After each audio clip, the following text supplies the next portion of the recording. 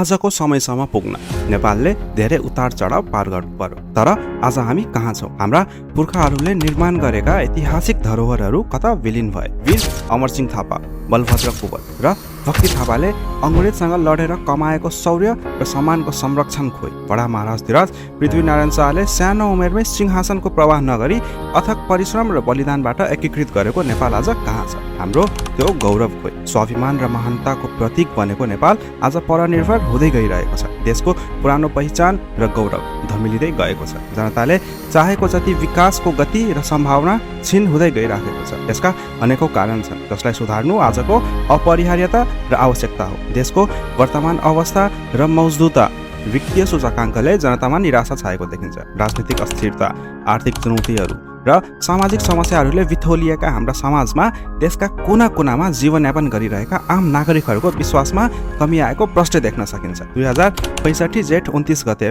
मैले देश छोडेर जाने सोच बनाएको पनि छैन। म मातृभूमि नेपालमा नै बसी मुलुकको बृहत्तर हित र शान्तिका लागि योगदान पुर्याउन चाहन्छु।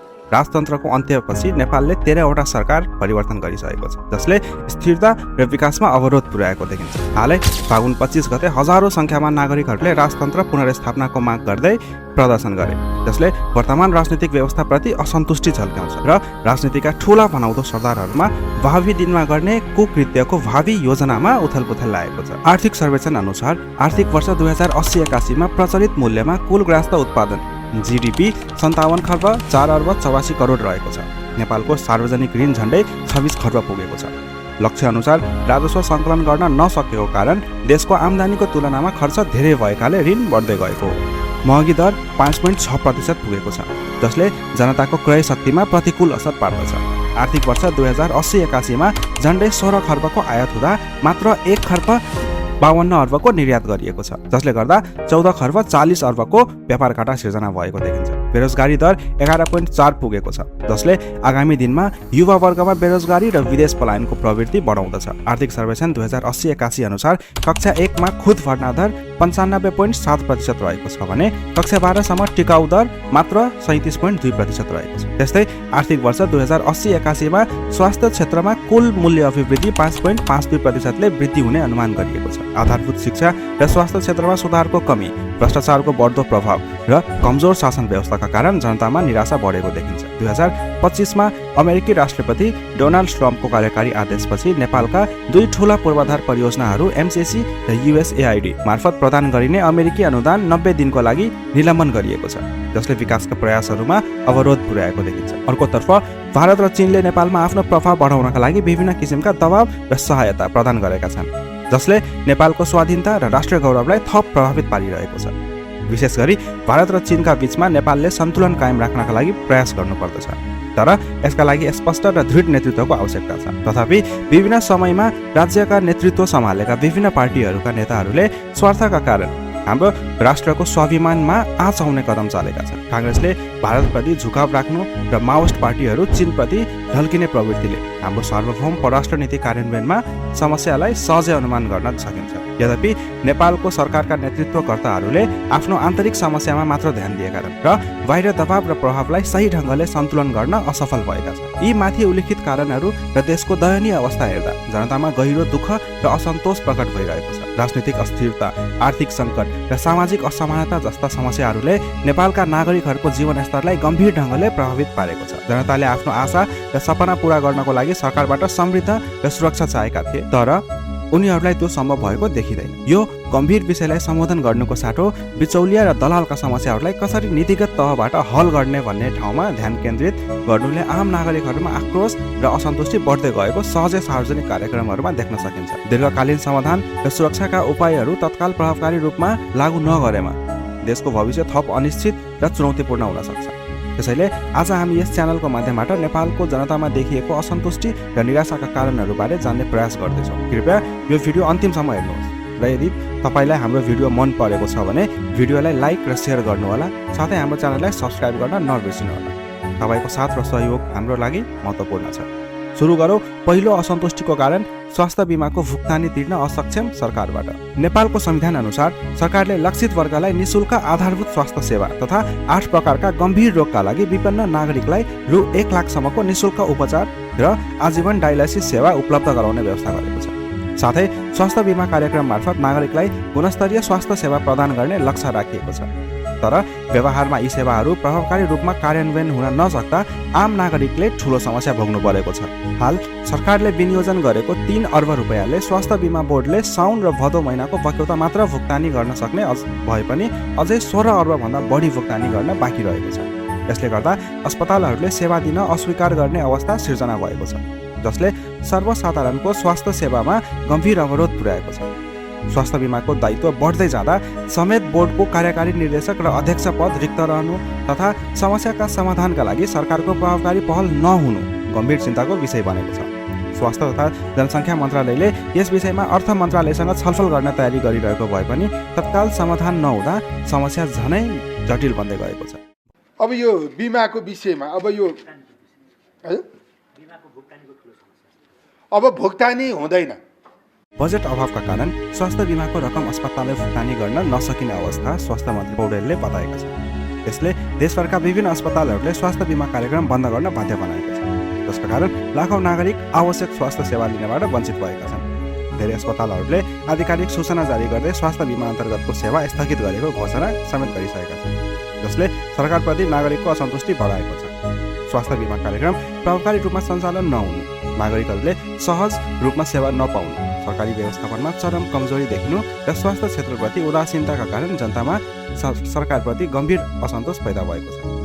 स्वास्थ्यलाई आधारभूत अधिकारका रूपमा प्रत्याभूत गर्ने संविधानको मर्म अनुसार नागरिकहरूले सहज र गुणस्तरीय सेवा पाउने अपेक्षा गरे पनि हाल सरकारी असक्षमता, बजेट अभाव र समन्वयको कमीले गर्दा स्वास्थ्य बिमा कार्यक्रम सङ्कटमा परेको छ।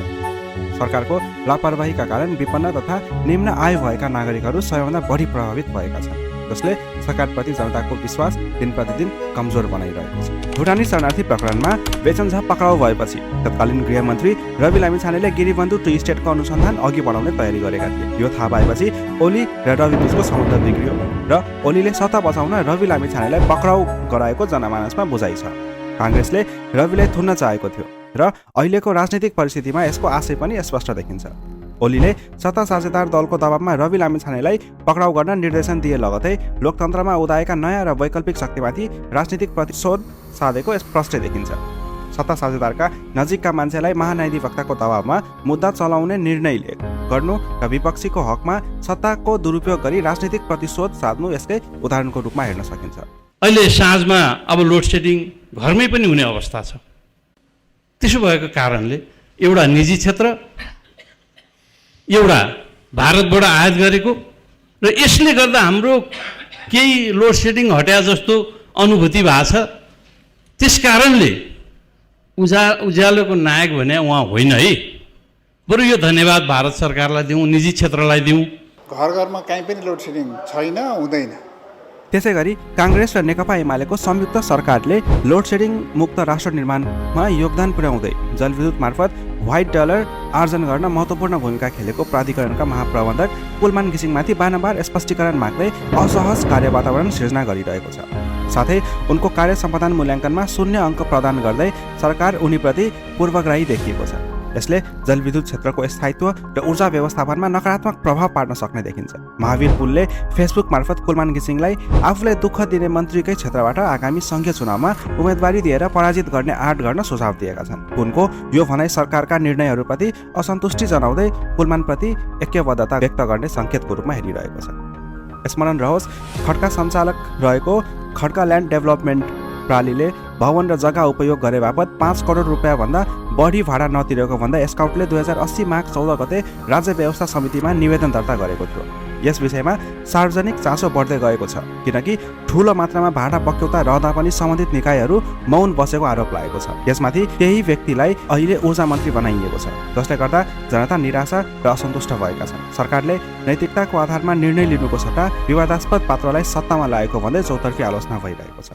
प्रधानमन्त्रीले मेयरसँग सिउँठे जोरी खोलेर प्रतिस्पर्धा गरेर अगाडि बढ्नु भएको छ। नयाँ जोस र जागर लिएर आएका जनप्रतिनिधिलाई असफल बनाउने, आफूले लुटिराख्ने प्रवृत्तिको घोर भर्त्सना गर्छौँ सम्माननीय सभामुख महोदय। उता काठमाडौँ महानगरपालिकाका प्रमुख प्रशासकीय अधिकृत नपठाइएका कारण महानगरको प्रशासनिक कामकाज प्रभावित भएको बालेन शाह नेतृत्वको महानगरपालिकाले पटक पटक प्रमुख प्रशासनिक अधिकृतको माग गरे पनि सरकारले समयमै आवश्यक कदम चाल्न ढिलाइ गर्नुले आलोचनाको विषय बनेको देखिन्छ। यसले सरकार र स्थानीय तहबीचको समन्वय अभावलाई उजागर गर्नुका साथै काठमाडौँ महानगरको काम कारबाहीलाई प्रभावित बनाएको छ। जनप्रतिनिधिहरूले सरकारको यो रवैयालाई नियोजित अवरोधको रूपमा लिएका छन्, जसले संहितामा स्थानीय सरकारको स्वायत्तता कति सुरक्षित छ भन्ने प्रश्न उठाएको छ। नेपालको सत्ताहीन व्यक्तिहरूले आफ्ना स्वार्थ अनुसार नीति तथा राजनीतिक नियुक्ति गर्ने प्रवृत्ति गहिरिँदै गएको देखिन्छ। यसका केही प्रमुख उदाहरणहरू निम्न छन्। पद समाप्त भएपछि आफ्ना विश्वास पात्रलाई गभर्नरमा नियुक्त गरी मौद्रिक नीति निर्माण तथा व्यापारीलाई फाइदा पुग्ने गरी संशोधन गर्ने चलनले ब्याङ्किङ प्रणाली र समग्र अर्थतन्त्रलाई प्रभावित पार्ने खतरा रहन्छ। विभिन्न संवैधानिक निकायमा आफ्ना कार्यकर्तालाई भागभण्डाका आधारमा नियुक्ति तथा सत्ता नियन्त्रण गरी निरङ्कुश शासन चलाउने सरकारको आकाङ्क्षा बढ्दै गएको देखिन्छ। यसले ती निकायहरूको निष्पक्ष कार्य सम्पादनले सरकारको एकलौटी प्रभाव स्थापित गर्न खोजेको देखिन्छ। संविधानमा सुनिश्चित गरेको निशुल्क शिक्षाको प्रावधान हुँदाहुँदै पनि विभिन्न शीर्षकमा सामुदायिक विद्यालयद्वारा विद्यार्थीहरूबाट पैसा उठाउने प्रथा अझै रोकिएको छैन। यसले आर्थिक रूपमा कमजोर वर्गलाई प्रोत्साहन गर्नुको साटो दिगो आर्थिक विकासको लक्ष्यलाई असर गर्नुको साथै शिक्षामा सबै वर्गको पहुँच पुर्याउने सरकारको नीतिलाई धक्का पुगेको सहजै देख्न सकिन्छ। यस्ता प्रवृत्तिहरूले लोकतान्त्रिक प्रणालीलाई कमजोर पार्ने मात्र होइन, जनतामा सरकारप्रति अविश्वास बढाउने खतरा रहन्छ।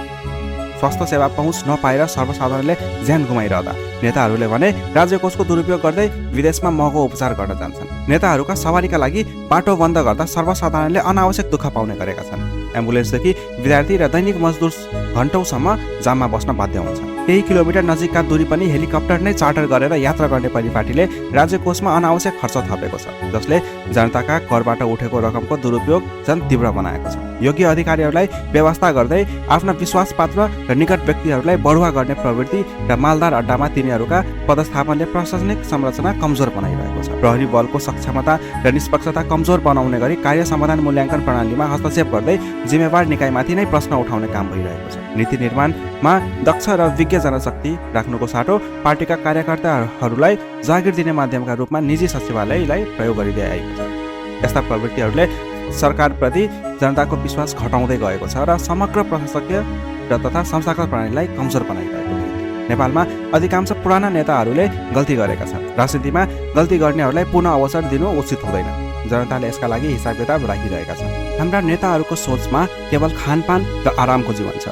अब म हाम्रा नेताहरूलाई सोध्न चाहन्छु, के तपाईँ साँच्चै नेपाली जनताको स्वतन्त्रता चाहनुहुन्छ भने तपाईँले पैसाको लोभ, पदको आकाङ्क्षा, डर, प्रतिष्ठाको मोह वा अन्य प्रलोभनबाट मुक्त हुनुहोस्। तब मात्र तपाईँ साँचो अर्थमा असल राष्ट्रवाद र जनतालाई स्वतन्त्रता प्रदान गर्न सक्नुहुन्छ। वैराग्य नै स्वतन्त्रता हो।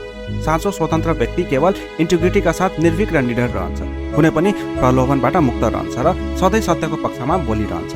र ऊ व्यक्ति नै लोकतन्त्र र मानव अधिकारको साँचो पहरेदार बन्न सक्छ। गणतन्त्रको स्थापना पछाडि नेपालमा निराशा र झुटो आश्वासन बाहेक अरू केहीको विकास भएको छैन, जसले गर्दा जनताले पुराना र नयाँ नेताहरूप्रति आक्रोश, सामाजिक सञ्जालमा र आफ्नो स्थानबाट विरोध पोख्दैछ।